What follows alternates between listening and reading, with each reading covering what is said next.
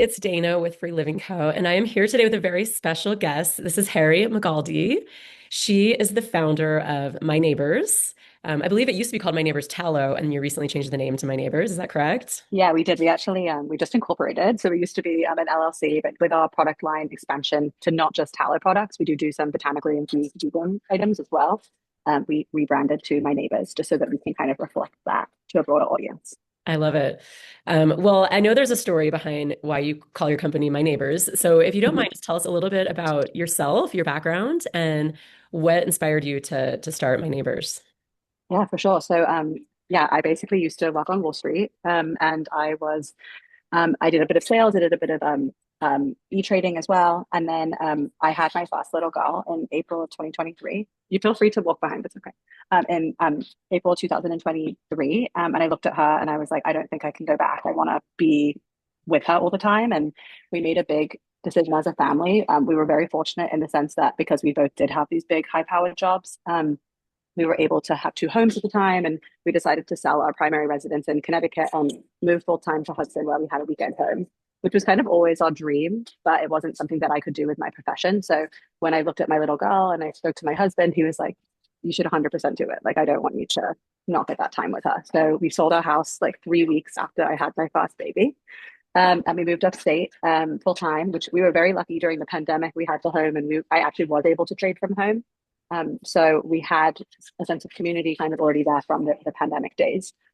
And I was just enjoying kind of this sacred time with my little one and kind of the leaving that burnout and like the cortisol levels being so high from my Wall Street job. Yeah. And kind of just kind of finding my own. And my little one actually ended up getting really bad eczema. And so it was groups where it was like how to make cheese and like how to make soap and all these different more traditional groups online. And I had kind of posted like, hey, does anyone have any like remedies that they like for like kids with rashes? And they were like, you should try lard soap or you should try like a tallow based product. And so I'm very, very fortunate that where I live, I have all these neighboring farms that are regenerative, they're grass fed and they're grass finished. And at the time in the late fall of 2023, tallow wasn't really big yet on social media. So it was kind of like me kind of having to educate my friends when I'd give them the gift. They'd be like, hey, like this book for Wilhelmina, like use it as a diaper cream. You can pop it on your face. Like I did make my blue tansy one too at that time. And people were like, don't just give this away. Like it's been working so well. And I was giving it to like the bougie mom friends of mine in Darien, Connecticut. And they were like, this stuff is great. Like I use it on my face, like it's cleared up my skin. My husband steals it. So they're like, you should really work on like branding and try and sell it. And I was like, okay. My daughter was very good at napping.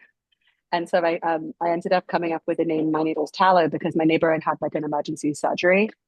I do work with all the neighboring farms too, but I'd Yeah. actually delivered her tallow to her house and just wrote on the mason jar like your neighbor's tallow. Oh, that's so cute. Um, Love it. and it was really cute. And then in April, we ended up in April of 2024, we ended up doing a farmer's market with our new product. We only had like two or three SKUs at the time. And we sold a ton and we didn't even have a sign. So we kind of knew we had something and we were discovered in October 2024 by Anthropology and Terrain. So that really kind of Oh, catapulted wow. That's amazing. everything. Yeah. And are So you that's kind of sitting the in your warehouse? background. Are you sitting in your warehouse? Yeah. Oh, I see. Yeah. So this is kind of, we're actually going to be moving. We're going to be, my husband's building something for me today because he's off. And then I have my two really amazing Gen Z girls I love who it. are, who are like, don't put me on the camera, who help me with the company and everything that we do. So we do everything from the rendering process of our tallow and all the sourcing, creating the products, packaging the products, and like even all like the farmers markets and the cute Christmas markets coming up. We're doing wholesale from here and D2C, and we're growing out of this space, as you could kind of tell. It was a little bit chaotic in the background. So we're moving into a space that's double the size, but it will have a small retail footprint. So we just got the lease, so we're going to slowly start moving. And I am 36 weeks pregnant, Oh my so gosh. that's so there's a big bowling ball going on here. But yeah, so we'll probably open our flagship store next spring. Oh, that's so So, and exciting. that will be the same place that we produce the product. So people will be able to kind of peek through and see what we're doing Yeah. behind the scenes. I love that. I feel like people love to see how things are made. So that's For really sure. And I just cool. like, I wanted it for like a community aspect to like have people come and learn how to do things too and have other makers come in. We have a lot of friends that are like botanical dyers or candle makers and kind of have this like crossover. Yeah, that's so cool. Well, I have to say your products sell really well. I'm not Anthropology, but I have a little shop in Park City, and there's so many health conscious people who just really care about clean products. And especially your blue tansy, like flies off the shelf.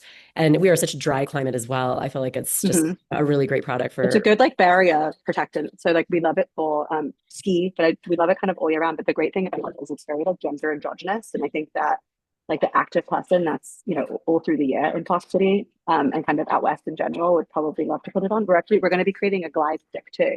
So Oh, in the new year, so that could be kind of cool for your customers as well, for those that cool. like to cycle or run. Totally. I mean, there's a ton Yeah. of it here. Yeah.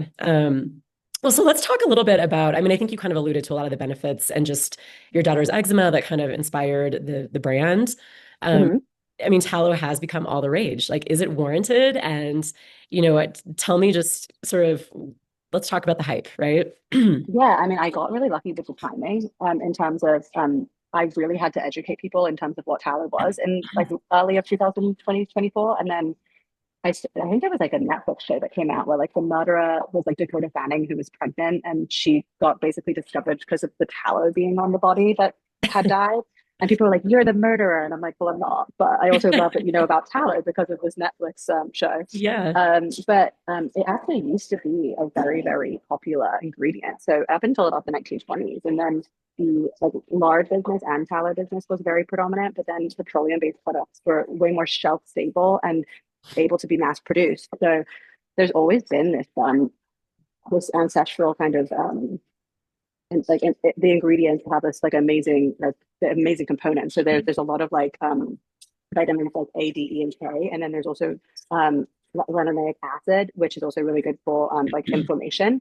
But the best part about tallow is probably the fact that just like how similar it is to our skin. And the Greeks, the Romans, the Egyptians, they figured this out really early on, where tallow actually in Latin means sebum in direct translation. And it's about 98% bioidentical to our skin. So when we put it on, it really stays on. Especially in places like New York City, where like you're washing your hands all the time. If you're using one of like our hand balms, it actually stays on. You don't have to keep on reapplying it. I Yeah. think you were saying, Dana, that you put it on at night, and it's like it's a great kind of like deep moisture for your face. And then like in the morning, you might not need to put anything else on, and maybe you put a serum on, something like that. But Yeah, no, for sure. It's funny because we hopped on this call and you said, your skin looks so great. What are you using? And I'm actually using your tallow. So, but I have same. noticed, and I'm not sure that market this way or claim these things, but I mean, I really have tried to avoid doing any sort of like Botox or Mhm. kind of more aggressive interventions. But of course, we all care about how we look, and I own a business, and so I'm kind of my face is out there. But the tallow, I really have noticed. I feel like it's like reduced fine lines, and I mean, this is just Yeah, anecdotal. It's just like a noticing on my own skin. I really do feel like that deep hydration has helped just the look of my skin.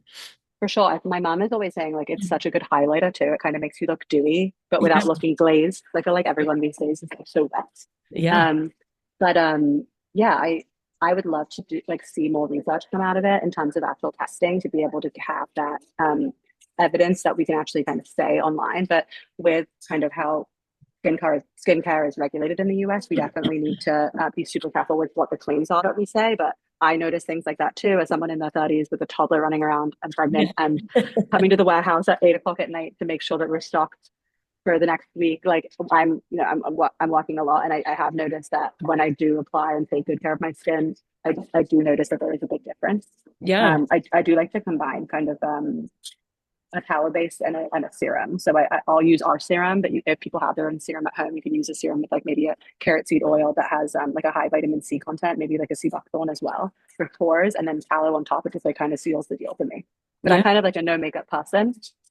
I will wear some makeup tomorrow. We're doing some team photos, but it makes me just feel more confident. I felt like tallow definitely improved my skin over the last few years. Yeah.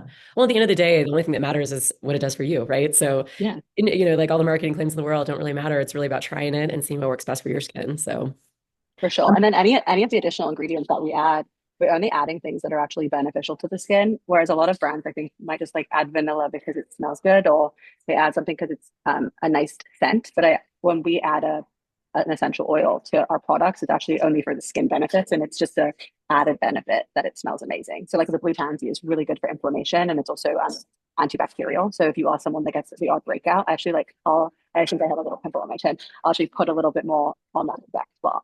Yeah, I love that. No, that totally makes sense. Well, let's talk a little bit about the processing Hmm. because in just my kind of high level research, I uncovered that it's processed in many different ways. Hmm. And it actually really matters how it's processed. So, I mean, not all For tallows are sure. created equal. So, can you talk about just, I guess that also would lend itself to talking about sourcing as well, and Hmm. making sure that it's actually really high quality tallow. And like you mentioned, the farms that are around you, you got really lucky with having access to high quality. So, yeah, let's just, give me your thoughts on sourcing and processing. Yeah, so I'll probably talk about sourcing first. So for us, like we're really lucky because we live in this like bucolic landscape that has a lot of regenerative agriculture kind of taking the big stampede kind of through this area. It's a mecca for regenerative ag, not just in like how people are procuring the animals and the level of animal husbandry, but also in terms of a lot of the different types of crops. Um, and so with us, we actually ended up reaching our first farm that we worked with was actually called Kinderhook Farms, and they're in Valencia slash. It's basically like Kinderhook and Valencia. It's right near Hudson, so we pretty much only work with farms within a 20-mile radius of where we make it. Because we want to one support those farmers, but two, we want to be able to go to the farms and make sure that the animals are being treated in the way that they are supposedly being treated. There's a lot of, I like to call it grass washing going on instead of just greenwashing in the tallow industry, where people can make these claims because they're not governed. And they can say things are grass fed and grass finished, but they might not necessarily be. They could be finished off with corn or with soy. And as someone that's had a person in my family with a skin thing, like soy can be a big allergen. And fat is going to be where most of pesticides and nasty ingredients that it might be given to an animal for fattening up before butcher is actually stored. So you want to be able to get one tallow that's grass fed and grass finished from hopefully someone that you know that you can trust. Like we work with our farmers come here, they love our products. We also sell a lot of the products back to them, so they make money twice. So when we buy a byproduct, we render our tallow in house, and then they sell it often in their farm stores. So it's kind of this like double economic loop. Yeah, And a lot of them are like badass women. So it's really cool to like we had Frankie here from Liberty Farms the other day, and she's like, "Oh my gosh, I love this lip balm." She wears like a tea suit for her farming, but it's pink. So like I it's just love like it. the cutest thing ever. Yeah, And yeah, she's like, "You have to come and see the new piglets." And I'm like, "It's amazing because I get to bring my daughter and other people to the farms too." And like they're like maybe they'll have like a chicken processing day. It's like very nice to see where your food is coming from. And I think for sure. with clean beauty, the same with kind of wellness in terms of food. A lot of people are a lot of those trends in the food space are moving towards clean beauty, and people are really caring about what they're putting on their skin, not just in their skin. So if you're going to buy grass fed and grass finished beef for eating, like you should be definitely looking at that for your tallow. And I think it is really easy to like go on Amazon and like see that things are really easily available, and there's so many tallow brands out there. But knowing one, do they name their farms? Can they give you kind of like any idea about like how they actually render the fat? So in regards to processing, which was your second question, we actually use like a really low temperature rendering process so that we can preserve the fatty acid structure of the tallow, which is actually the most important part in my opinion. It's not just about the vitamins because vitamins can um, they're not super high in terms of the levels that are there in tallow itself. They are there, but you have to use a lot of it to be able to be like, oh wow, it's really high in vitamin A, like a retinol cream. But it's the fatty acid profile that really makes the difference. So if you're going to be using extreme heat or you're going to be over processing it like multiple times, which you see a lot on TikTok, this is my seventh render to like make it pure white. And it's like, if you're getting it from a grass fed and grass finished operation where they're one treating their animals with like the utmost respect, they live for longer, they live for 3 years instead of two. And they're eating what was intended for them to eat. Like a cow wouldn't be able to find corn or Right, to find right. soy. So like maybe we shouldn't be giving it to them. It's going to not smell. It's not going to be like a stinky, like beefy kind of thing. There's also a lot of brands that use trimmings. So like they might be getting it from maybe like bulk apothecary or like one of these bigger conglomerates that send it in a big drum, like already rendered. And you don't know if it's actually coming from the kidney. So like the kidney region of the cow, we actually get our tallow and it like we get the kidneys a lot of the time, which is Oh like my kind of gosh. gnarly, but Yeah. we're butchers. My chickens and dog and everyone, like we don't waste anything. But a lot of the other companies will actually be doing just like the trimmings. And that's not like, it's not suet. It's not what you actually have the high vitamin profile in. Um, yeah, it's definitely peculiar. I've had a few bigger labs call me and say like, "Hey, we'd love to make your product for you now that you're like bigger. You shouldn't make it for yourself anymore. Like, we'll make it." And I'm like, "Well, where's it coming from?"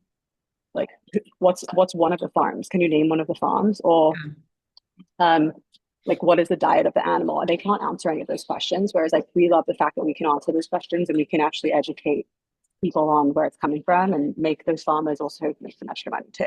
Yeah, no, totally. Well, that, I mean, I feel like that is the vetting process that I try to do for my customers is Hmm. working with brands like you and really diving into knowing that the ingredients are not only safe, but are also coming from, reliable sources.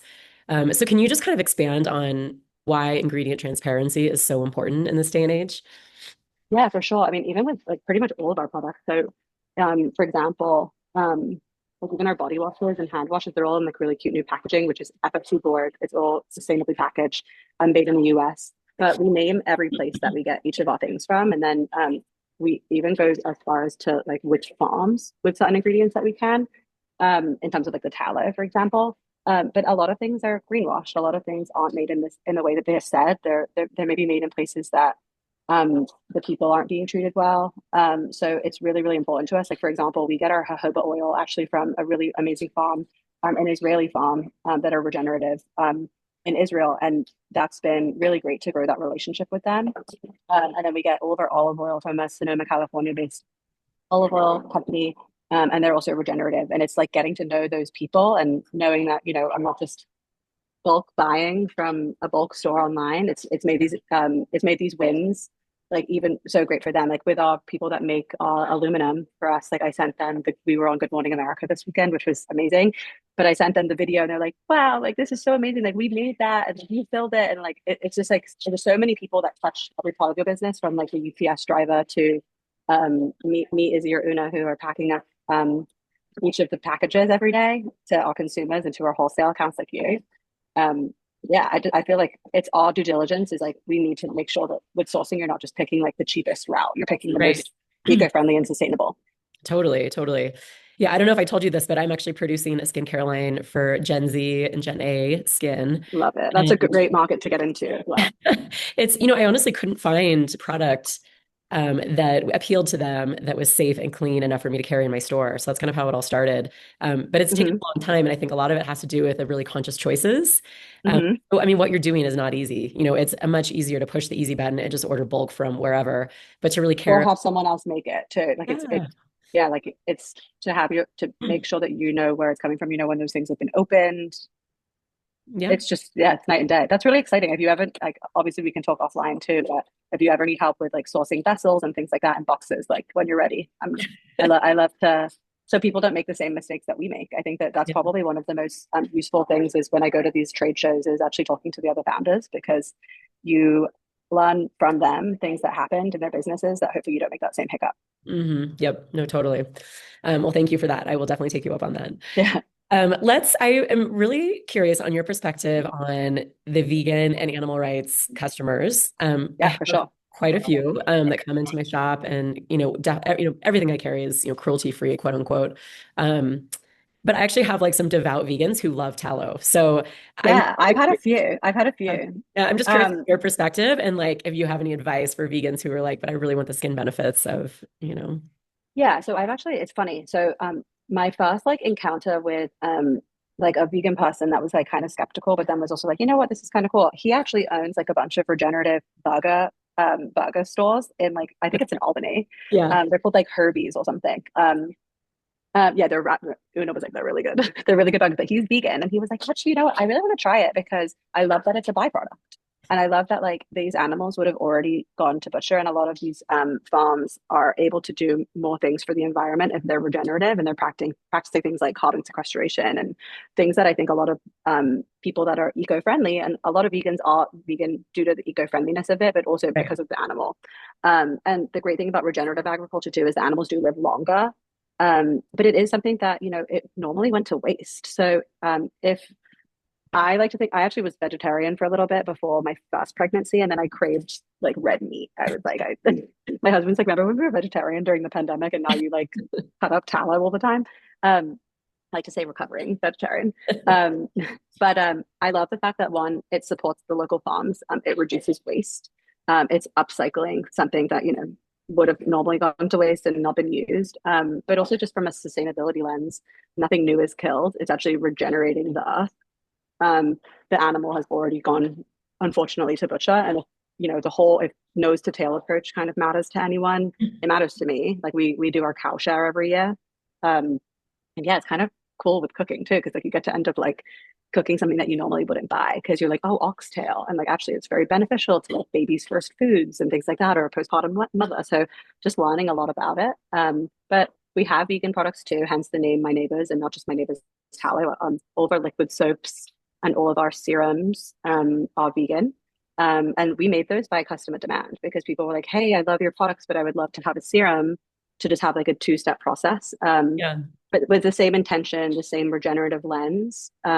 But yeah, I would never judge someone for not wanting to try a product because of their beliefs. I think that tallow isn't for everyone, but it is for a lot of people. And I do have vegan customers who buy Yeah, no, and so do we, which is, I think it. again, I it's think such it's great. yeah, No and it's judgment. personal, no, I mean, that's my philosophy with all of this clean living, products you choose, lifestyle choices. Like it's such an individual thing. And so you really have to like define it for yourself.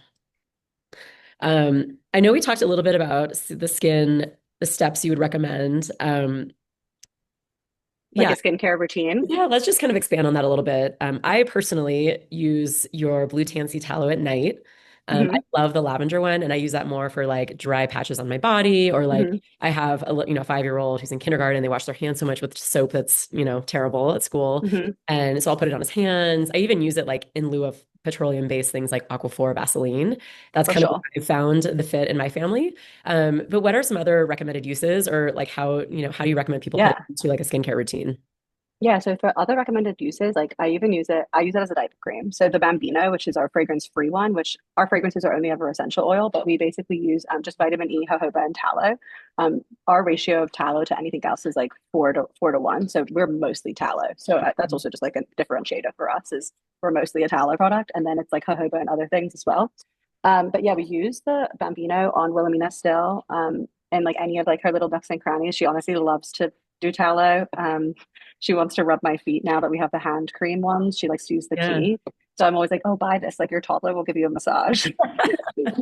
But yeah, so we use it kind of all over. I love the blue tansy and also the rose and sea buckthorn for face. The rose and sea buckthorn's new, so I'll definitely have to send you one over, Dana, to Yeah. try it. But sea buckthorn's so good for pores. And I really, really have been loving all of our rose SKUs that have been coming out. It's been very well received. And I even use it for lips. So we were using it for lips. I'm like one of those people that like chronically in the fall gets like a big red lip here. My mom's always like, "Did you get lip filler?" And I'm like, "Do you know who I am?" Like, no. It's like it's because I'm licking my lips all the time. But we actually made two lip balms. So we have these two really cute lip balms. They have castor oil in them as well, and beeswax. But they come in metal. We'll do like refills. But there's tinted and untinted. The tint is actually beetroot. Oh, And it's really cool. It's like it's actually high in like antioxidants as well. But they just launched, I think, a week ago. But they've been great, and we'll do refills at some point, so you can kind of like keep the 3 pack in yeah. your fridge and just pop it in because they're metal. Um, but yeah, for me, my daily, if I'm not really, really rushed, because sometimes as a mother, I think we can kind of neglect ourselves, become kind of second fiddle, Yes. would Totally. be to use our collagen bar. It's a collagen facial bar. It really doesn't strip you of your natural oil, so I'll wash my face. Then I put on our serum, and then I put on tallow. So I either will use the rose or the blue tansy. Blue tansy is kind of my OG because I've had it for so long. The serum, that just got an upgrade in terms of our packaging, but it's really high in carrot seed oil, which is like the most natural way to get your vitamin C.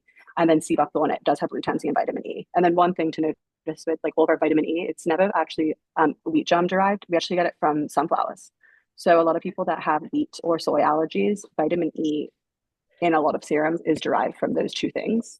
So you have to be really careful because sometimes you could be Yeah. adding fuel to the fire if you already have things like rosacea and then you're using a vitamin E that's soy or wheat Yeah. based. Interesting. It could be kind of like making that fester a little bit more.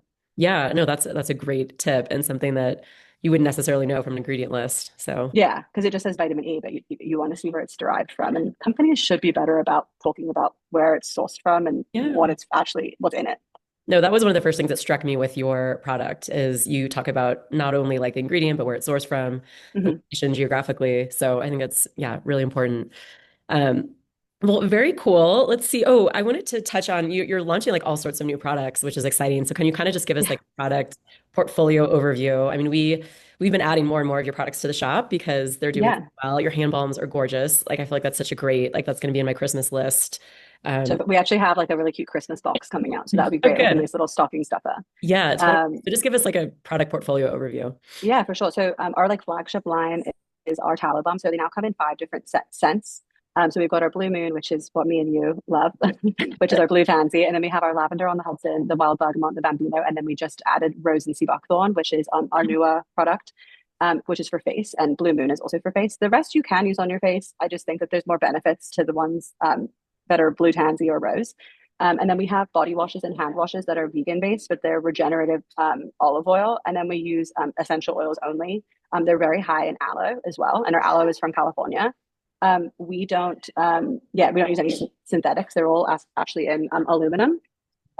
We will probably do a refill bag at some point. Me and Una were actually talking about it yesterday about how it would be nice to offer that, but it's been tough to kind of meet like minimum order quantities and make sure that we're not like overdoing it too soon because we do have quite a lot of products for a brand that's only 17 months old. Yeah. Bar soaps, we have activated charcoal, a blue tansy with poppy seed, a collagen, a lavender, and we will have a bergamot and a rose bar soap, and they're all tallow based. They're 6 ounces, so they're quite big, which is nice. They last a long time.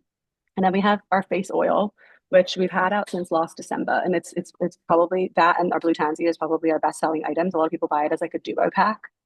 And then our hand bombs came out in August. So there's four SKUs there. There's lavender, blue tansy, bergamot, and rose. They come with the tan key. I'm obsessed with Yeah, they're so these. pretty. I just literally It's unpacked. just like a little bit of education to tell people how to use it because some people just want to like squeeze it out like a savage. And I'm like, you have to put the key on. It's not just that it's cute, it's functional because it's a balm, it's not a cream. Yeah. You have to turn the key to get the product to come out, but then you can use this on like your tomato paste or your toothpaste after, and then like subliminally need to go buy it from Dana again at Yeah. her shop. Exactly. I love it. No, like I said, it's going to be my like hostess gift going forward. It's so pretty in the box and everything. Your packaging is amazing. So And then we've done these, which are the lip balms, which I showed, and then the cute new thing. Una, do you mind passing me that little gift box? Thanks, babe. So this is our stocking stuffer that hasn't come out yet, but so it's cute. going to be 1 ounce sizes. They'll be branded, but 1 ounce sizes. You can pick between any of the five tallows, but they'll be ready for wholesale and for D2C for the holidays. They arrive in October, so it's Oh, like our first kind of like Christmas yeah. bundle. But it's going to be so fun. But I that's kind of love it. That's it for now. But it's a lot. Like Yeah, it's a that is a lot. lot for 17 months in. So what Yeah. what are you excited about? Like what do you have on the horizon? I'm excited. I'm well, one, I have a new baby coming, so I have a little girl coming in the next few weeks. Yeah. So I always feel like I get a lot of like creative juices flowing, juices flowing, yes, but creative juices flowing during that postpartum time where like a lot of like the ideas that came from this is because of Wilhelmina, my first baby. So I'm Mhm. excited to see kind of like how that transition into postpartum again hopefully like installs a little fire within me again to kind of think about things in a different lens. Also taking a little bit of a step back on the product development side of things and more like growth and um, strategy, which we've been so scrappy that we haven't really been able to do that. It's been very much like, oh, you want it? Sure. Like, let's send it to you, blah, blah, blah, sending samples, hitting people up on Instagram. Whereas I can kind of take more of like a executive position for a little bit during my maternity leave Yeah. and have my girls here really step up with production. What our new baby will be definitely coming to the new space and newborn sleep so much. So that's great. But we have Yeah. a bunch of really cool new partners for next year that we're working with. And with that, I think the ability to reinvest in the company and make I always want people to have like a very livable wage, and I want to salary my employees and things like that. So I think that is something I'm really looking forward to. And also like the more active consumer, like I really want to do the glide stick, and I want to make like a nipple butter for postpartum mothers, and we have a belly oil in the works. So Very that's cool. that's Love cool it. too. Yeah. Totally. Oh my gosh, you have Oh, and our store. We're going to be opening up a store. So we're basically going to be our idea for the store is basically in front of our production. It's very cute. It's in Hudson, like right near the main street. It's going to be this beautiful mural, but with a walking pedestal sink that you can use the vintage sink, use all of our products. And then we're having vintage and tallow based products. So I think it'll be really fun and it's a good way to get the community excited about it. Totally. I mean, I honestly like people kind of warn me against going the retail route because I was an online business for so long and Mm-hmm. it's been amazing. The number one reason is to get like face-to-face interactions with customers. feedback. Like you hear Yeah, like I what love the they're asking markets. for It's with so them. great. Yeah, it's like immediate feedback, which you don't get online and you don't get, so I think you'll have a lot of fun with that. That sounds exciting. I want to come I know visit. my yeah, please do. When we have our opening date, well, April and May in Hudson is beautiful because of all the flowers. So maybe you'll be wanting to escape and come hang out. Escape my season. The food Yes. scene is really good too. Yeah, yeah, yeah. I love it. That sounds awesome. Yeah. Okay, well, I always have to ask this question, and feel free to say that you don't want to answer, but I like to kind of humanize everyone in the clean living space because none of us are perfect. We all do our Oh best. yeah. So if you have a dirty secret that you're willing to share, what could that possibly, what might that be? Well, I was like, do I go the food route, like my go to, or which is like naughty, or do I do like the my dirty secret in terms of like, well, I'll just say two because I think it's funny. But the first one is that ever since I was a little girl, I lived half in New Jersey and half in England. That's why my accent's so weird. But I always used to eat like the David sunflower seeds that were barbecue, but I'd eat like the big packet of them, which is so salty and so bad for you. And also Andy Cap hot fries, which are full of MSG and not good for you. And like as someone that's like clean living, it's like my guilty pleasure. Like once a month, I'll get my bag of hot fries, and no one else can have them. And then my other thing is that I like love watching those videos of like the hooves being cleaned on animals, like Okay. the Yeah. abscess videos. So that and like the Dr. Pimple Popper stuff. Like Yeah. I know that you're not supposed to pop a pimple, especially as a skincare founder, but like those videos just like they excite me. I Okay, just that is really funny. And I've never had someone say that dirty secret. So that's a good one. yeah. I So love I'm pretty gross. I'm pretty gross, but most of what I do is like, we try to eat seasonally, we try and buy locally, and it. Yeah. yeah, take good care of ourselves other than those little things. I love it. Oh my gosh. Well, thank you so much. This has been like an awesome conversation, and I learned so much about tallow and skincare and all the things, even about running businesses. Um, Hmm. where can our audience find you in Yeah, person? for sure. So in person in Hudson, we will be there kind of in April 2026. Online, we're just My Neighbors Co. So myneighbors.co, and on Instagram, myneighbors.co as well. And then like on LinkedIn, like if anyone ever wants to have like a business conversation too, I'm always happy to help other people, especially other women. I think that in my last career, people weren't as helpful, especially other women to each other. And I think that we need to change that and be kinder. Yeah, no, we share that corporate background and we have that in common. And I have found the Yeah, entrepreneurial world to be so much friendlier and more for uplifting. sure. And just, yeah, I mean, everyone, there's nothing more humbling than starting a business. So I For think sure. the level sets and people are just more eager to like really lift and help people grow. So that's awesome. Well, Harry, thank you so much. This was lovely. I love your products and just really appreciate you taking the time to give us a little insight of behind the brand.